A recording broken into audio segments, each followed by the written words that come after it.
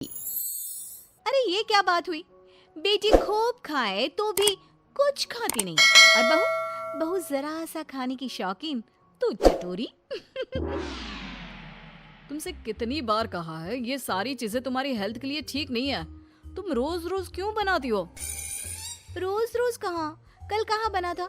और वैसे भी तुम्हें तो पता ही है मुझे खाना कितना पसंद है, तो कभी कभी तो चलता है। तुम भी खाकर देखो ना कितना अच्छा बना है। एक दिन छोड़कर तो तुम रोज ही बनाती हो, कभी कभी कब हुआ? तुम जानती भी हो तुम कितना जंक फूड खाती हो। ये जंक फूड कहाँ है, इसे मैं घर पर बनाती हूँ। तुमको नहीं खाना तो मत खाओ, लेकिन मुझे तो शांति से खाने दो। और ये भाषण ना तुम अपने कॉलेज में जाकर दिया करो, यहाँ नहीं। अब इस भूखी औरत को कौन समझाए कि मैं जो बोल रहा हूँ इसकी भलाई के लिए बोल रहा हूँ, ना कि अपने लिए। शाम को, अरे बच्चों कहाँ हो, देखो मैं तुम्हारे लिए क्या लाई हूँ। मम्मी क्या लाई हो? गर्मा गर्म पकोड़े। अरे वाह, पकोड़े। तुम फिर से कुछ ले आई? खुद तो खाती ही हो, ऊपर से बच्चों को भी ऐसा खाना खिलाती हो। दोनों माँ बेटे का साइज बिल्कुल एक जैसा है।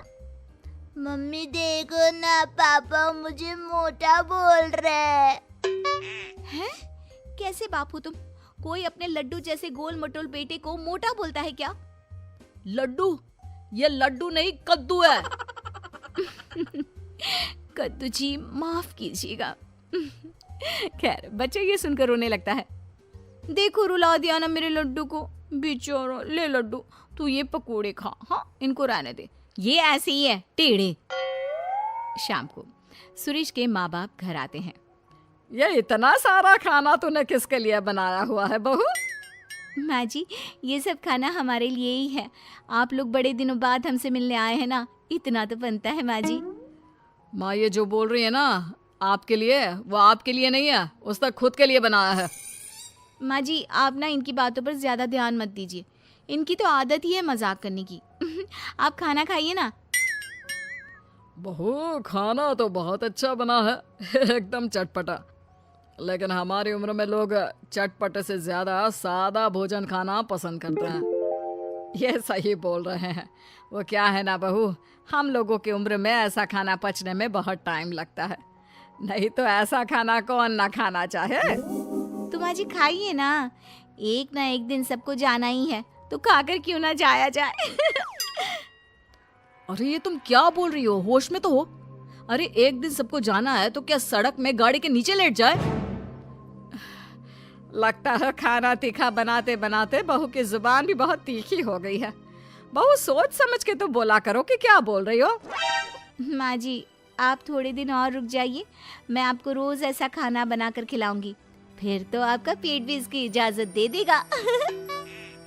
बेटा लड़का है, बहू ऐसा खाना खिलाकर मेरा पत्ता जल्दी काटने का सोच रही है।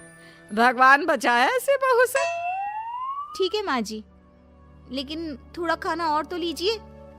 नहीं नहीं बहू, मेरा बस हो गया। और ससुर जी आपको तो लेना ही होगा।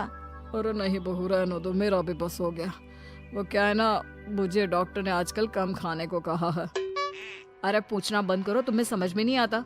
वो इस खाने को खाना नहीं चाहते। ये खाना हम ही क्या, अगर कुत्ते बिल्ली को भी खाने को दोगी ना तो वो भी ना खाए, इतना तीखा है। तुम तो अपना मुंह बंद ही करो, तुम लोग नहीं खाओगे तो क्या हुआ, मेरा प्यारा बेटा जरूर खाएगा। इतने में बच्चा दौड़ कर आता है। लो आ गया, शैतान का नाम लिया और शैतान हाजिर। खिलाओ इसको और गेंडा बना दो।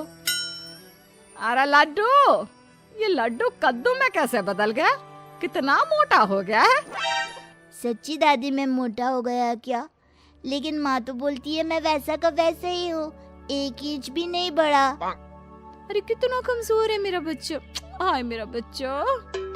सच कहा, तुम्हारी माँ ने तुम्हें 1 इंच भी नहीं बढ़ने दिया, बस पेट बाहर आता जा रहा है।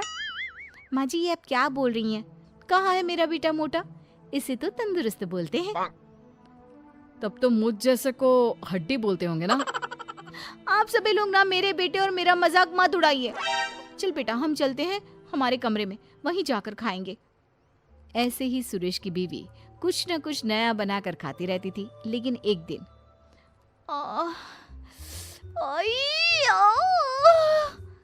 क्या हुआ? क्यों नाटक कर रही हो? अगर तुम मेरा ध्यान अपनी तरफ खींचने के लिए ये सब कर रही हो तो नहीं जी, मुझे सच्ची में बहुत दर्द हो रहा है। इतना दर्द जैसे पेट में आग लग गई हो। क्या सच्ची में? क्या खाया था? आग पेट में लग गई? कैसे? मैं दर्द से परेशान हूँ और आपको मजाक लग रहा है। मैं ये दर्द नहीं सह पाऊंगी। मुझे डॉक्टर के पास ले चलिए प्लीज। पागल, डॉक्टर के पास नहीं, तुझे तो किसी खाने के ठेले में खड़ा कर देते हैं। क्यों? वहीं जाकर तुम ठीक हो जाओगी। सुरेश अपनी बीवी को पास के हॉस्पिटल ले जाता है और उसे दिखाता है। डॉक्टर जी, क्या हुआ है? मेरी बीवी को ऐसा क्यों लगता है जैसे उसके पेट में आग लगी है? कहीं ये... पति डर सा जाता है, लेकिन तभी अरे नहीं नहीं, कुछ नहीं। वो क्या है ना, लगता है आपकी बीवी कुछ ज़्यादा ही तीखा खाना खाती है। अब आजकल की औरतें कहाँ ऐसा खाना खाती हैं, लेकिन अब इसी के कारण इनके पेट में इन्फेक्शन हो गया है। अच्छा, तो डॉक्टर ये इन्फेक्शन सही कैसे होगा? ये तो तीखा खाना छोड़ ही नहीं सकती। नहीं छोड़ सकती तो क्या होता है? अरे भैया, इनको तीखा और बाहर का खाना बंद करना ही होगा, नहीं तो ये इन्फेक्शन फैल गया तो अच्छा नहीं है। इसका ऑपरेशन करना पड़ेगा। फिर तो ये गजब सा फिगर है ना भाभी जी का वो अम्मी जी जैसा हो जाएगा। बाकी भाभी जी की मर्जी। नहीं नहीं, मैं मोटी आंटी जैसी नहीं बनना चाहती। पर डॉक्टर साहब, अच्छा मैं ये सब खाना छोड़ दूंगी। पति डॉक्टर को देखता है और फिर तुमने सुना डॉक्टर की बात? तुमसे कितनी बार कहा मैंने, लेकिन तुम नहीं मानी। अब कर दी ना अपनी तबीयत खराब। और खाओ तीखा चटपटा खाना। तुम अब चिढ़ाओ मत मुझे। अच्छा तुम ये डॉक्टर से पूछ कर आओ ना कि हफ्ते में 1 दिन खा सकते हैं क्या। उस वक्त तो डर के मैंने बोल दिया था, लेकिन अब मुझे मुश्किल लग रहा है। यहाँ जान पर बनाई है और इसको खाने की पड़ी है। अभी भी आधी रात को मेरी नींद खराब कर तुमको अपने खाने की चिंता हो रही है। यार कुछ तो सुधर जाओ। तभी सास बच्चे को लेकर आती है। बेटा, ये छोटू भी पता नहीं क्यों पेट पकड़ कर बैठा है, जरा देख ले। अब इसे क्या हो गया? माँ, मुझे तो डर लग रहा है कि कहीं इन दोनों का ही ऑपरेशन ना करवाना पड़ जाए। अरे पर तू पैसे कहाँ से लाएगा? वैसे बहू के गहने हैं ना, उसे बेच सकते हैं हम। नहीं नहीं, मेरे गहनों की ओर ना देखना। मैं वादा करती हूँ, मैं चटोरे खाने की ओर नजर भी नहीं लगाऊंगी। मम्मी, ये आप क्या कह रही हो? हाँ बेटा, मेरी गलती है कि मैंने इतना चटोरा तुझे बना दिया।